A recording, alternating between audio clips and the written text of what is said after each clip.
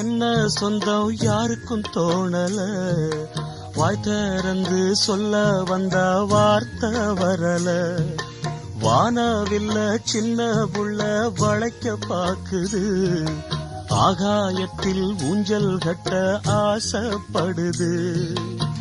சீரகொன்னு முளைக்கும் முன்னே பறக்குது பட்டாம்பூச்சி, காமதேவன் ராஜாங்கத்தில் இது ஒரு கண்ணாமூச்சி.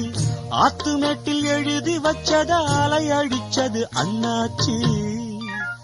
சம்சாரம் அது மின்சாரம், சம்சாரம் அது மின்சாரம்.